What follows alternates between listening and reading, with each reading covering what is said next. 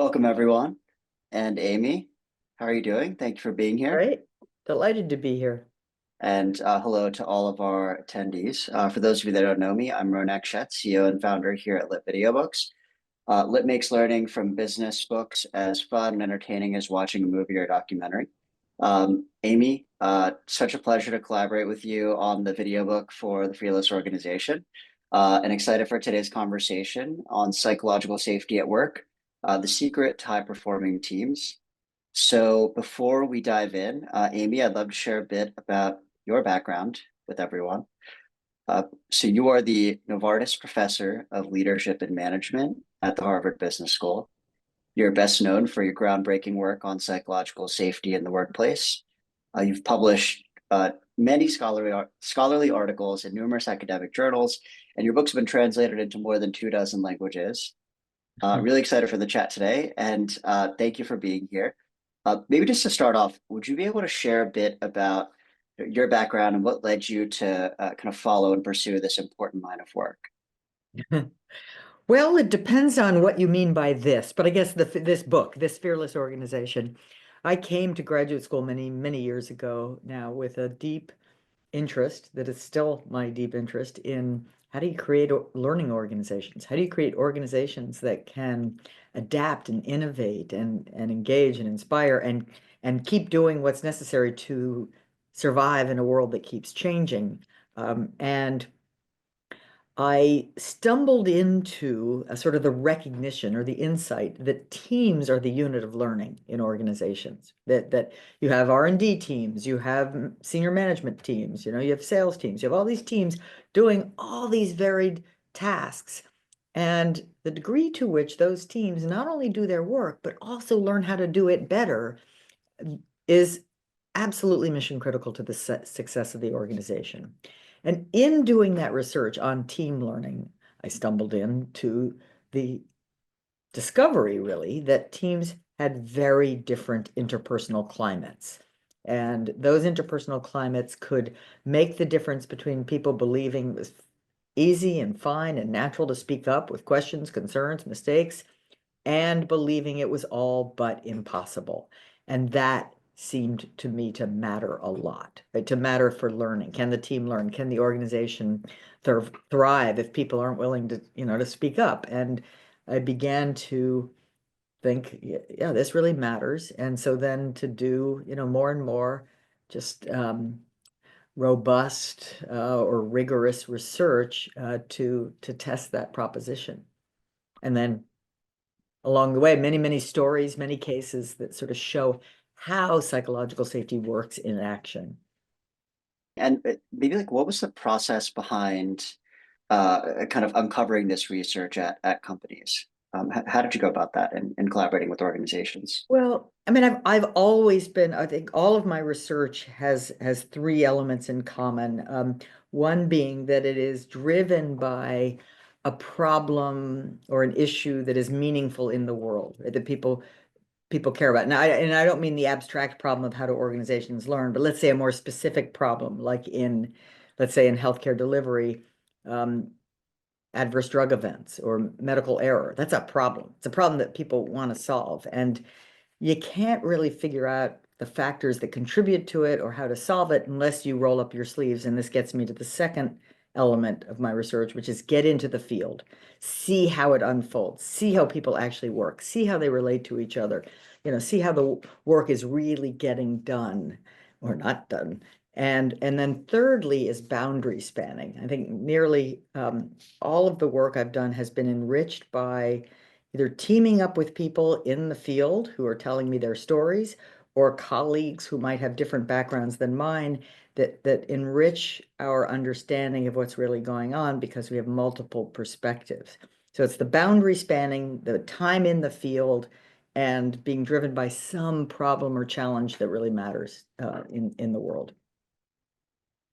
It's a great framework, and thank you for sharing that. And I guess for those who are not as familiar with your work, would you mind defining psychological safety in maybe simplest of terms? Sure, not at all. So psychological safety describes an interpersonal environment, or you can just say an environment in which you believe that speaking up is accepted, welcome, not that it's easy or comfortable, but that it's accepted and welcome, right? That you know that speaking up, that candor is welcome, that you can speak up with an idea, a question, a concern, a mistake, and that's just how we do things around here. So it's not about being comfortable or nice, it's about candor and that belief that candor is possible.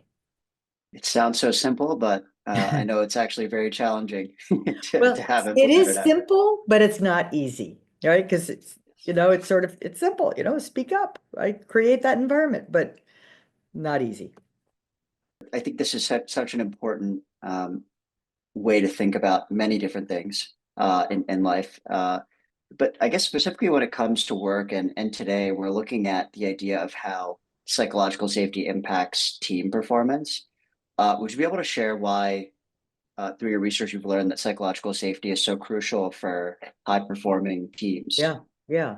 Well, first of all, let me say how I know and then why, I think. So I, the one of the first studies I did, which was in a manufacturing company, was a study of 51 teams, not a huge number, but good sized number in four different categories: management teams, sales teams, R&D teams, and production teams, factory teams. And those are obviously teams doing very different kinds of tasks. And the basic research question was, does psychological safety vary across teams? And if so, does it predict learning behaviors?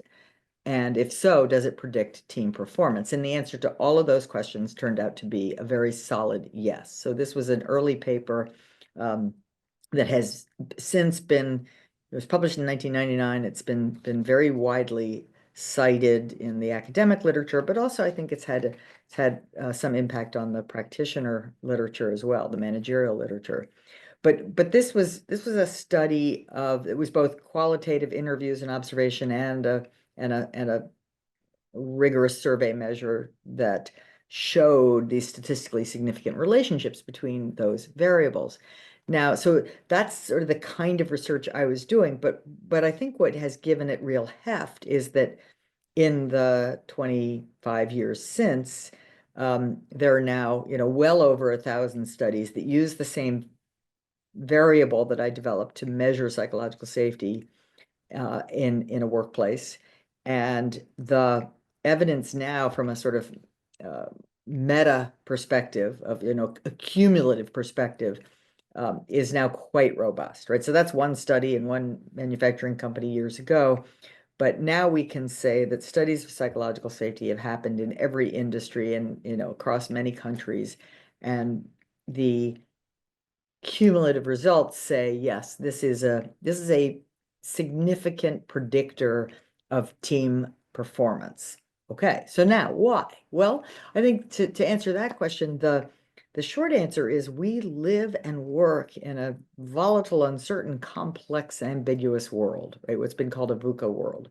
And in that world, um, we don't have like the luxury of like a simple playbook. Whatever kind of team you're on, very few of you have just a completely clear line of sight day in, and if I do this, I get that, and we just do our jobs and the results are going to happen. It's like, no, almost everybody's, certainly every team's job requires some learning, even if it's just continuous improvement learning, all the way up to we got to reinvent what we do because this isn't working learning.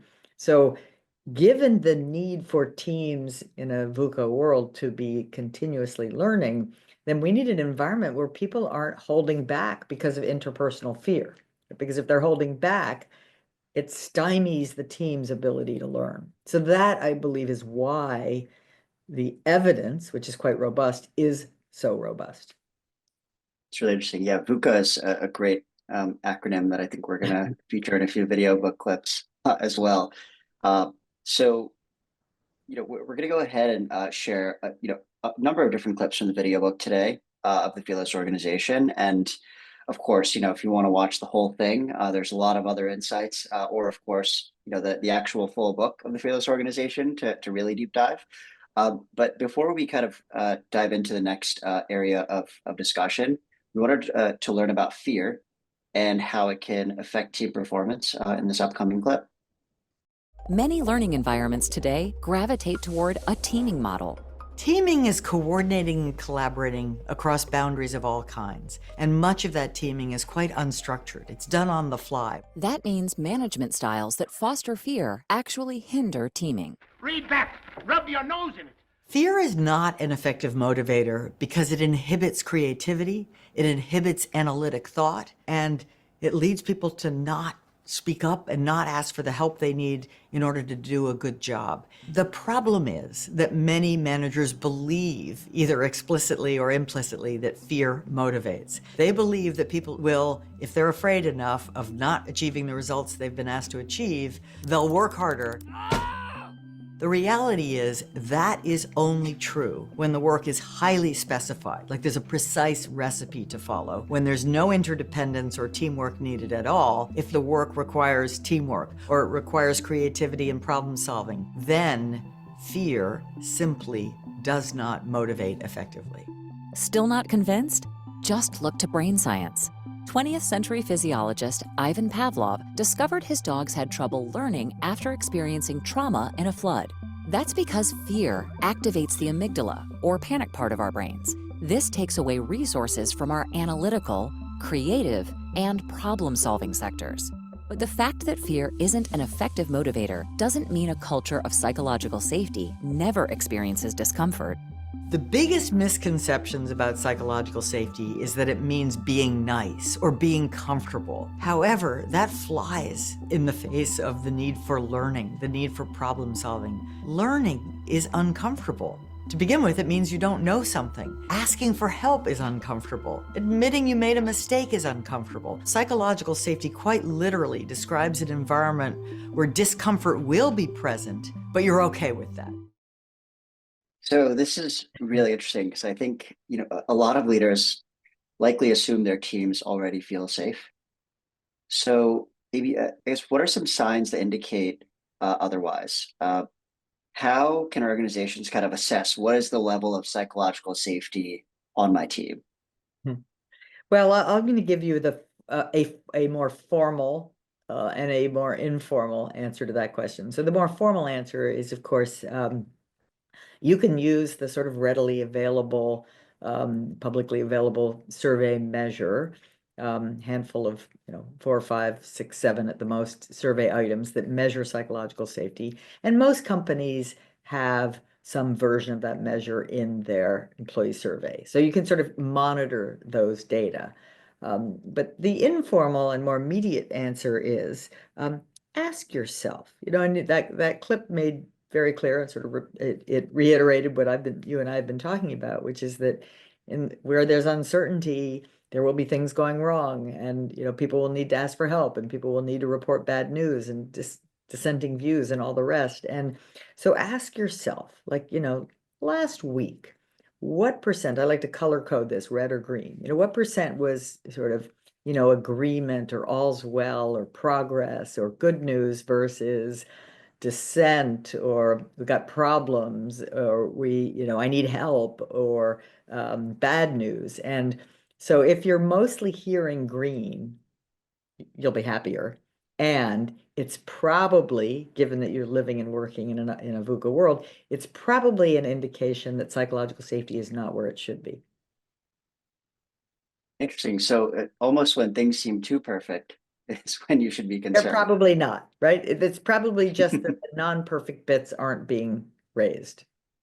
I guess to follow up on that as a leader, once you've kind of identified that there may be an environment of fear, and perhaps you are part of intentionally or unintentionally creating this environment, what do you do? What are the kind of steps and measures you should take to kind of shift towards a psychologically safe environment? I mean, I suppose I should respond to that question by saying, of course, it depends on who you are, what job you have. I'll have a different sounding response if you're the CEO versus if you're a team leader versus if you're an individual contributor. But the actual insights and behaviors are the same. And let me be clear. So it's just that if well, let me start with like a team leader, because that's kind of quintessential, right? And hopefully many sort of readers of the lit book or consumers of the lit book will be in that role. And I think I describe sort of the three parts, and one is stage setting, and kind of sort of speaking and meaning making about the context with your team, and the second is inviting input proactively, and the third is responding productively. So stage setting is really about referring frequently to the uncertainty or the challenge or the importance or the meaning or the importance of the work we do. You're trying to get people motivated, but also recognizing that, of course, in this crazy world and situation we're in, it's not going to all be green. There's going to be a lot of red. So you're giving people permission to speak up about reality, because reality is going to be bumps in the road.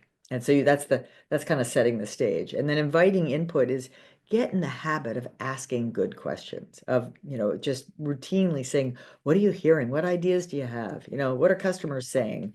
So that you're always showing that you genuinely care, and are interested in what others are seeing and thinking. You're modeling learning behavior by asking, and you're listening intently to what people have to say. And by doing that, others will do it too, right? That behavior, you're sort of a role model, and that behavior will be followed.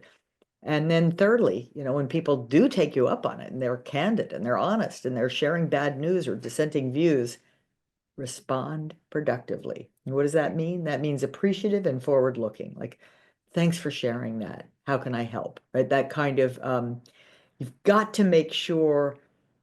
I mean, I'm not saying everything everybody says has to get an award. But I am saying candor can't be received by punishment.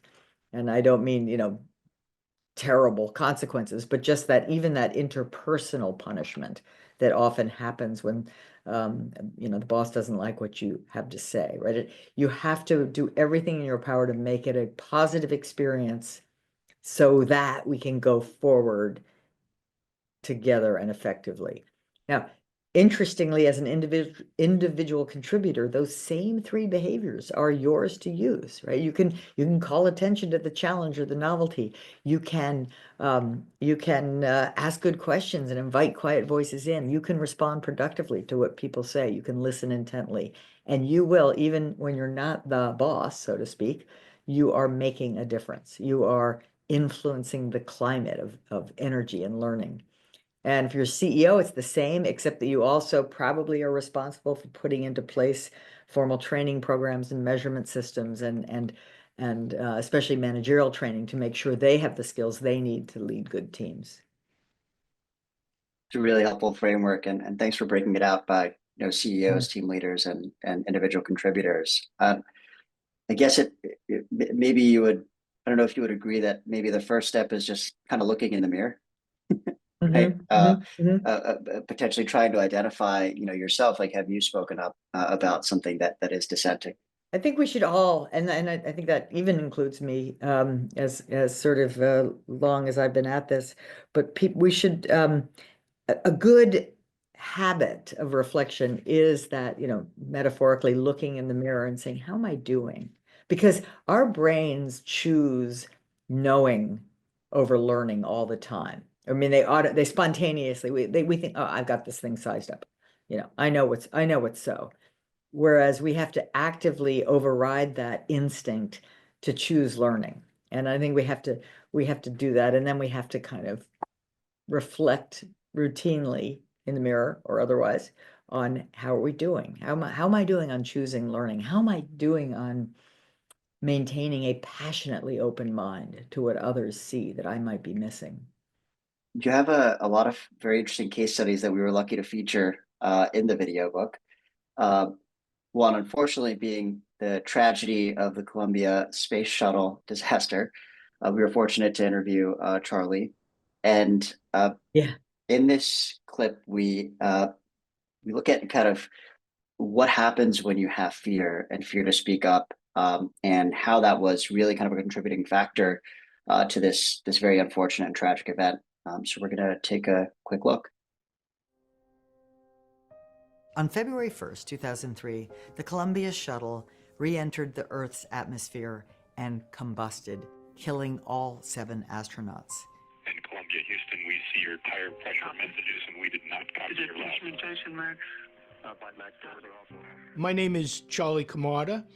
I was an astronaut and flew on STS-114, the mission right after the Columbia accident. I was training in Russia at the time on Expedition 8. We were a backup crew, and one of the cosmonauts came across the common areas and came to our cottages to tell us that we lost Columbia. We lost 7 astronauts. This tragic failure can be traced back, well, years actually, but let's just go back 2 weeks.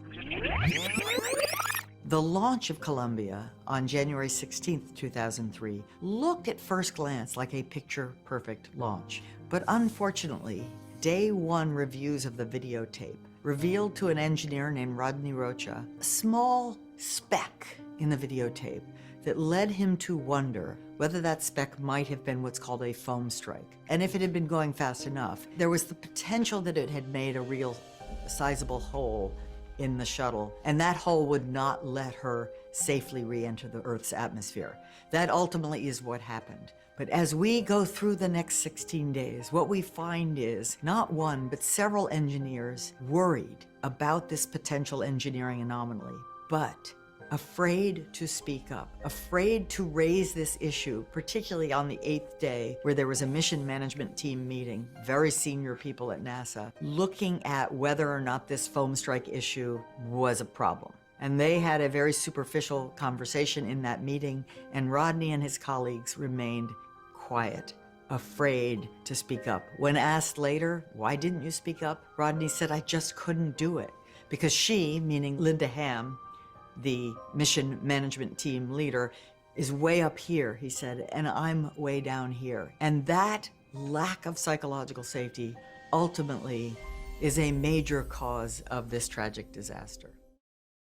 What a heartbreaking situation, and to know that it could have been avoided if there was psychological safety within this team and an organization is really sad. And I think one of the key findings in the video book is how you outline preventing an epidemic of silence, which seems like is what happened here. Because how do you create this environment where an employee like Rodney would feel comfortable speaking up, and any kind of guidance you would have for leaders on that?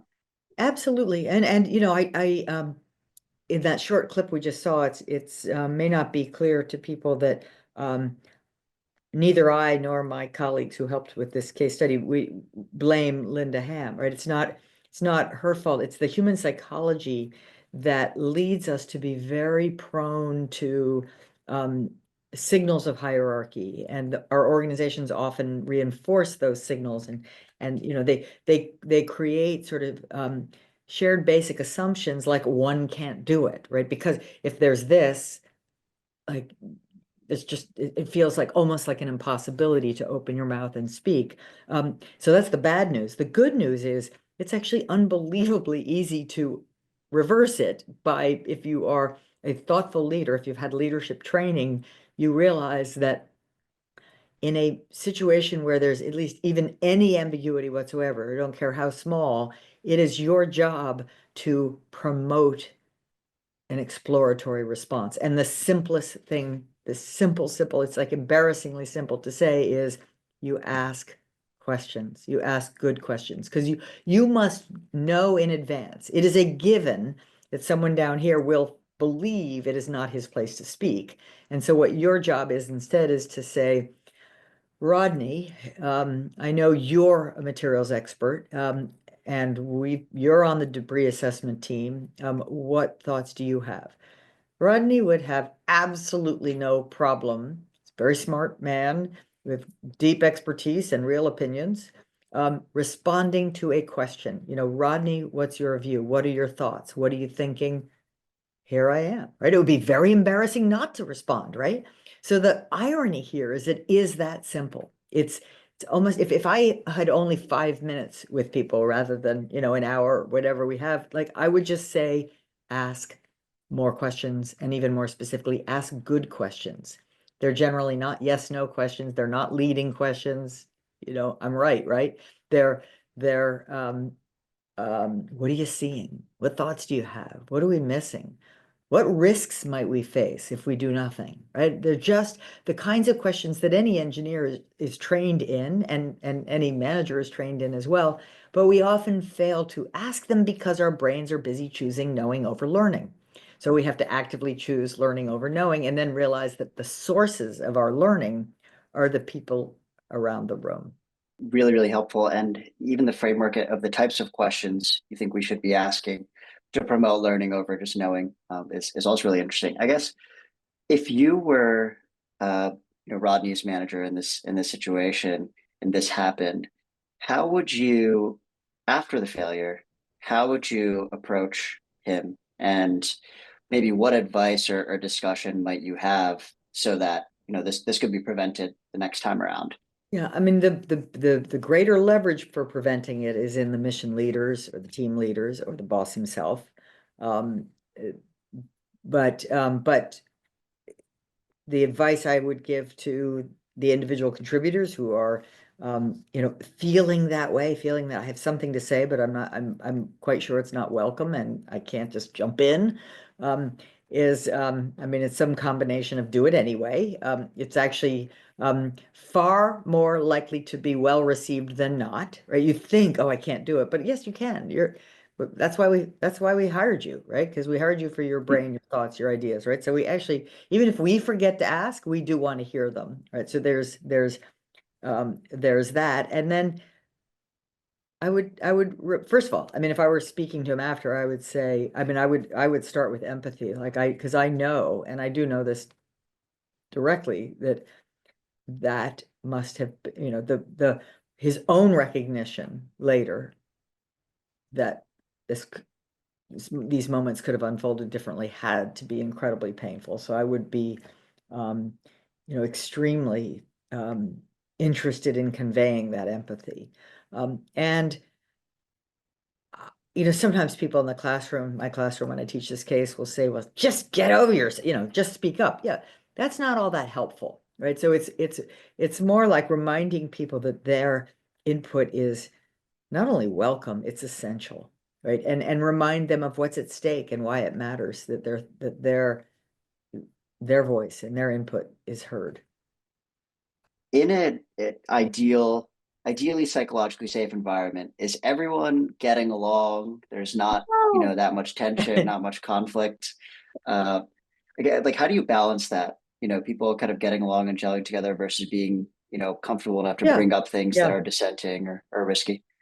Well, Ronak, I just had an article that came out last week in Harvard Business Review. Actually, it's in the May-June print issue, but it's online already, called "What People Get Wrong About Psychological Safety." And my colleague Michaela Carasy and I described 6 sort of misconceptions. And one of them is this: that psychological safety is about people getting along, and and actually, in a funny way, it's almost the opposite, right? Because in a more psychologically safe environment, you'll hear people arguing, you'll hear people disagreeing, because they know that their voice is welcome, candor is welcome. Different points of view are how we get closer to something called the truth, or something called a reasonably good decision in a world of uncertainty. So, and in fact, I quote a consultant from the Netherlands who said, she was working with a team, and they were like, we know we have high psychological safety because we always agree on everything. And she, of course, wanted to pull her hair out, but instead she, sort of had to explain to them, and that's not what it is. It's not being nice, it's not agreeing, it's not being comfortable, it's permission for candor, right? And so it's actually about giving people a sense of, I mean, realizing it's not fun or easy to work with other people in a VUCA world, right? But it's necessary. And so we all have to do some kind of uncomfortable things. Like learning is uncomfortable, right? I mean, it's just plain, ooh, it means I didn't know. And so it's uncomfortable and it can be awkward and it can come out wrong and all that stuff. So, but because we have each other's back and we realize, yeah, we're trying to respectfully build an environment where learning and innovation can happen, then, here we go. There's a number of different tech to kind of lay out in the video book about, the different pillars that you can build into your organization, right? To have psychological safety be prevalent. We want to dive into our final clip here so that we have some time for Q&A to look at just one of them, which is responding productively. The last key pillar to creating a fearless organization is responding productively. Responding productively is about having an appreciative and forward-looking response to whatever happens, so as to encourage ongoing learning and ongoing honesty and transparency. One way leaders can do this is through expressing appreciation. Let's say you have to bring bad news to your boss. That is, almost by definition, an uncomfortable, unpleasant experience. So it is the boss's job to make it as positive as possible through the following kinds of responses. For example, thank you so much for bringing that to my attention. It's not, hey, isn't that wonderful? That would be fake and bad. It's, thank you so much for that clear line of sight. It makes it a positive experience. It signals that you really approve of that behavior. It makes the person feel okay about bringing this bad news forward. Wouldn't it be great if all leaders did that? Yeah. So We're getting there. a lot of times, we are. And this bad news, I guess, oftentimes comes from an employee when something has gone wrong. Could be a small failure or, a big mess up.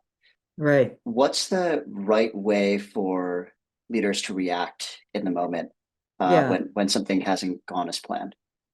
The first sort of important thing for leaders to know and to do is to sort of manage their own emotions, because it is natural and human to have a negative emotion, right? You're going to, if you hear this bad news, it's not what you wanted to hear. So you have to kind of first take a deep breath and manage yourself, manage your own emotions, and realize that you should be grateful to know, right, that the default would be that it would have happened, but you wouldn't know. So you sort of remind yourself that this is good, right? Even though it's bad, it's good. It's good that we're hearing about it. And you honor the work and this discomfort that just happened in that moment to bring it to your attention, and you face forward. Now, there are times, obviously, where we will have to put in the parking lot the opportunity to dig in and do the after action review about how did that happen? And sometimes we will discover that people really did behave in ways that were outside the bounds of what's acceptable. And though there will be sanctions for that, but 95 times out of 100, it's more of a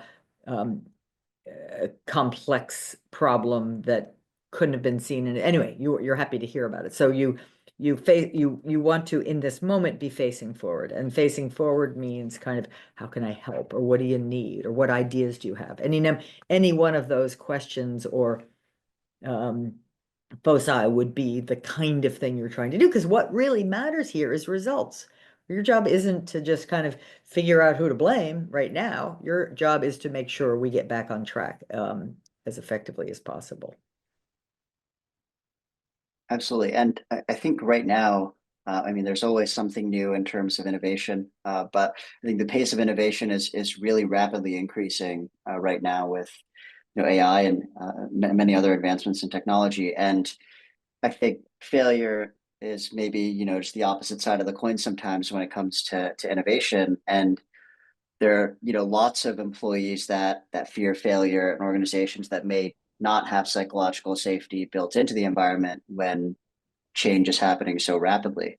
I guess, are there any examples maybe of an organization that you've worked with or you're familiar with that has built a really great culture of experimenting and allowing failure and learning through psychological safety? Yes, and I always hate answering this question, but I will. In part because you remember at the beginning we talked about how psychological safety really is a team level phenomenon. So I'll say to begin with that I've almost never been in an organization where there isn't variance across teams, right? So even in an organization, that manufacturing organization I mentioned at the beginning, had a famously strong and positive culture that it was known for. Nonetheless, enormous variation in interpersonal climate, and often just because of the different skill levels of leaders in the middle. And sometimes not in the middle, sometimes near the top, sometimes near the bottom. So if you go into a company that's bigger than a single team, bigger than a startup, expect variance, right? So when so that's one reason I struggle to answer that question, because again, unless you get one of those organizations that has really nailed the culture of learning top down and all the way through, you will find these pockets. And people will say, like, wait a minute, you're talking about, I worked in that company, no, it wasn't that way. Well, in your, different experiences for different people. The other just maybe amusing reason why I hate answering it is that I'll find a company that I think is terrific. I'll have written a case on them or something, and then you say, here they are, they're the gold standard. And I promise you next week, there are going to be headlines about some terrible thing over there, right? Just because of the luck of the draw. But anyway, you never know the whole story. But with that said, with those two caveats in place, I will say that one of the organizations that I wrote a case study on and have had sort of periodic interactions with from the beginning that taught me a lot about creating a fearless organization is IDEO. Which is, again, not a giant corporation, but a good-sized organization with offices in 12 countries, and just a kind of magnificent commitment to learning and failing and creating and candor, and just not helping people not take themselves too seriously so that they can learn, grow, innovate, and do great things. I would say I would put Pixar in a similar bucket. It worked very hard to create a culture where people could give each other and their candid feedback, not the personal but the product, so that by the it's like, if we can't criticize ourselves internally, the customers in the movie theaters will criticize us externally. Like, let's get all the kinks out internally. So, uh,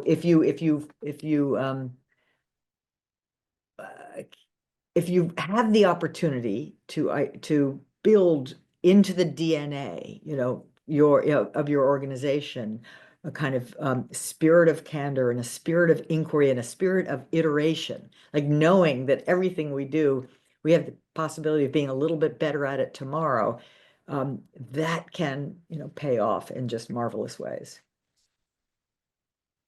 It's wonderful. Yeah, I mean, but both incredible companies when it comes to innovation and film. And I guess both of those companies have been around for quite some time. And would you say that they have kind of maintained this strong culture of psychological safety over time? And is there anything in particular that you think has led to them being able to sustain that Yeah. kind of culture Well, I haven't been in either one through different recently. waves?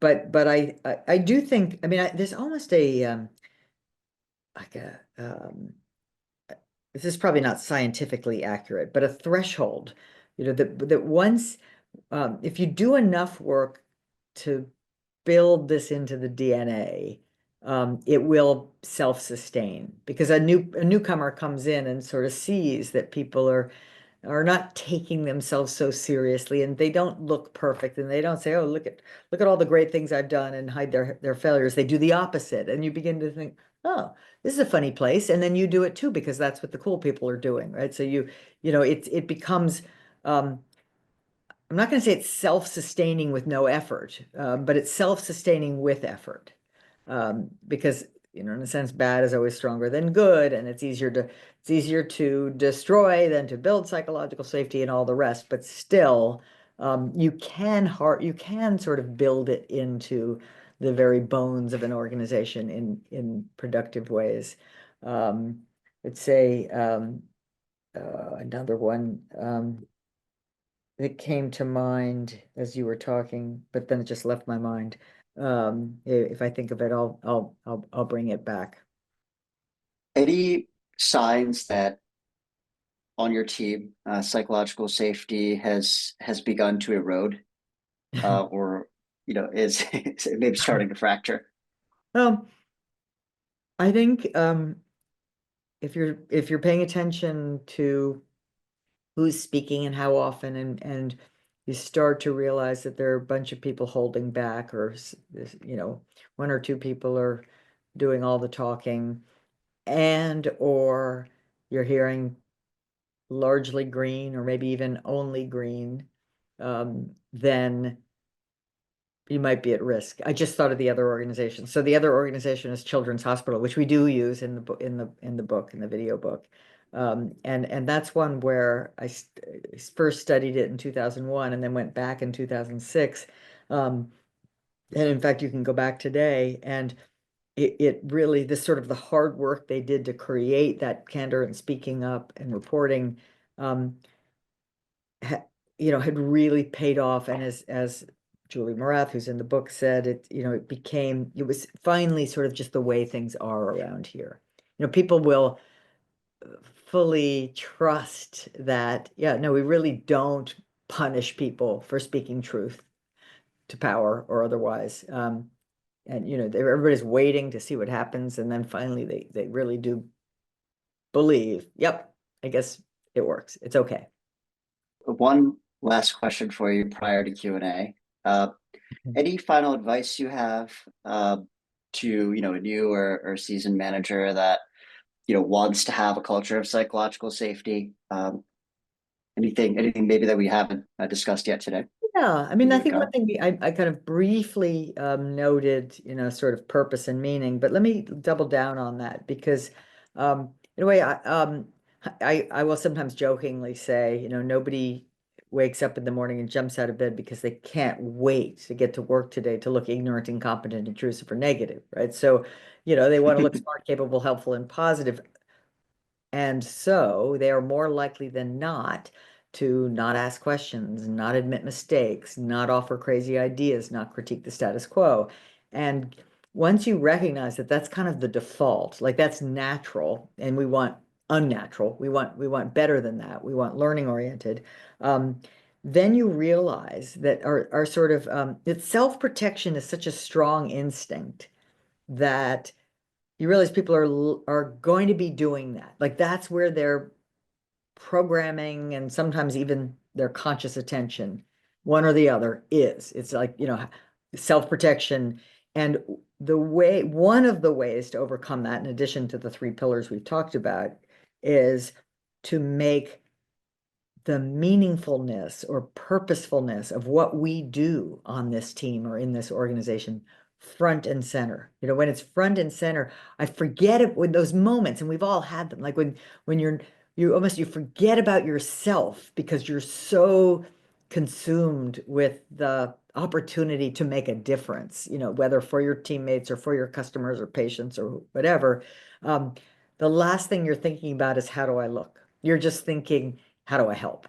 And so I think that's another, I think just a really important managerial skill is to frequently and relentlessly call attention to why it matters that we do what we do. That is incredible advice to leave to managers and everyone in the audience. We have about 10 to 12 minutes left for a few questions, if that works for you, Amy. I'll start off with the one that has been the most upvoted so far. What is the biggest obstacle for speak up culture in the corporate world? Ooh, probably managerial arrogance, right? So when you are, as Satya Nadella might put it, in a culture of know-it-alls, and that's what gets rewarded, it makes it mighty risky for people to try to be learn-it-alls. And it's always, just keep in mind, it's always easier to hold back than speak up. And so you don't want to make it any easier. And arrogance or a know-it-all attitude makes it all too easy for people to hold back. Both psychological safety and accountability are required for how high-performing teams. How can leaders balance both of those simultaneously? Does one need to come Ah, before the other? yeah. No, well, I usually say, oh, it's not about balance, it's both and, but I guess it is balance in the sense of time is finite. That's the only thing that's truly finite, right? So, how much time, and the questioner also asked about sequence.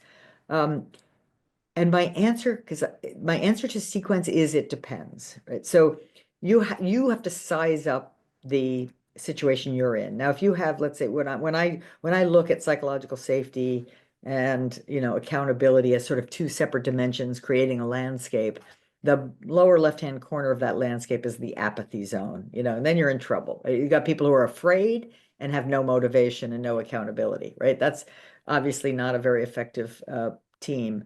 But do you go like straight from there up to the learning high performance zone? Or do you decide to go, up first and right second? And in this case, I'm gonna say up first. I'm gonna say when you have a team that's really stuck and really afraid, you probably have to unfear them before you can motivate them. But it's not as if you're gonna do this for, weeks on end. I mean, it's a little bit of just frequent references to both the excitement, importance of what we're doing, but also the invitation to contribute and making sure you have a productive response.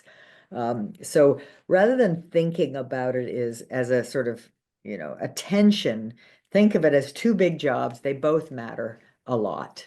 And the accountability one, I think, is driven by people really feeling like they owe each other the benefit of their wisdom and their hard work. And the psychological safety one is driven by setting the stage, inviting input, and responding productively.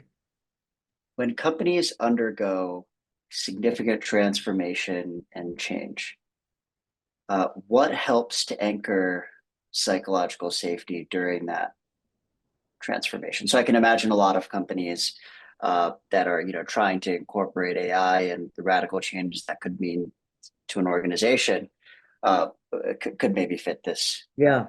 type of example here. Well, I think we have a lot of radical change happening and coming at us and coming at us in even more accelerating ways. And I suppose my first reaction to the question is that these conditions make psychological safety more important than ever, right?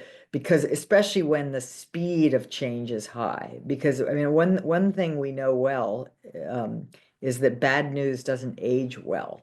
And so the degree to which you can enable candor, particularly when things are sort of changing fast and a lot of, either innovation or changes or challenges are happening, the degree to which you can enable candor about those things with speed is the degree to which you're going to outperform those who can't, right? So it's all about recognizing. I think that maybe a way to think about this is how do we have to think differently in a world that just keeps changing, especially dramatically, and then because that thinking is prior to the behaving. Like, what behaviors do we need?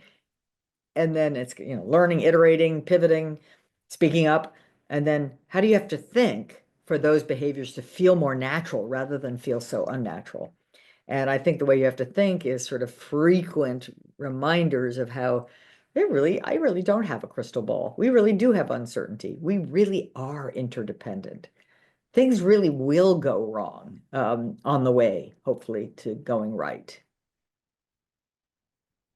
Learning often means being fearless, and the ability to also learn about being wrong. What Mm. can individuals or teams do to reduce the stigma of being wrong? Um, in a way, don't you wish that being wrong didn't have stigma? But it does, right? So let's be, we'll be realistic here. But I'm going to start by saying it shouldn't, because being wrong is part of being alive in a VUCA world, right? You will be wrong many times a day in small ways and then periodically in larger ways. And that is not only okay, it's necessary. The only way to not be wrong is to not do anything. But the only way to not be wrong is to just sit tight and wait for everyone else to go first. That is not a long-term strategy for success. So let's just talk about it as that all successes. In fact, I in my more recent book, Right Kind of Wrong, I say that the most successful people in every field are not those who failed less often or gotten it wrong less often. They're usually those who have made way more failures than the rest of us. They're just they've had more times at bat. So that's how they got to be successful, not by being perfect.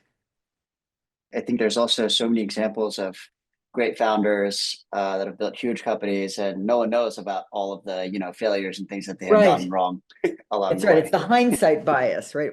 It looks so damn successful because we're selecting on the dependent variable, and it looks like, oh, sure looks like a smooth road to get us there. Not at all. Right. And one more question, and then we'll wrap up. And thanks again so much for all of your time and insights today. What advice would you give an executive team who wants to develop psychological safety organization wide? I would give them the advice. I would give the team the advice not to focus on developing psychological safety, and or to not have that be the goal. To make sure that they are clear on what the goal really is, whether it's to be, an innovation leader, or to be the best at getting better, or to win in this new market, whatever it is, be super clear about that goal, and then sit back and say, what kind of culture and climate will we need if we are going to achieve that ambitious goal? And then recognize that that's going to have to be a learning climate. It's going to have to be a climate of experimentation and candor. And then different companies will have different specific needs, but then you are responsible for putting in place an infrastructure that supports that kind of climate. And that infrastructure will include training. It will include incentives. I mean, mostly informal incentives where there's recognition of the people who've taken risks and so forth. I mean, so the details, there isn't there isn't sort of one playbook that will look exactly the same across every industry and every size company.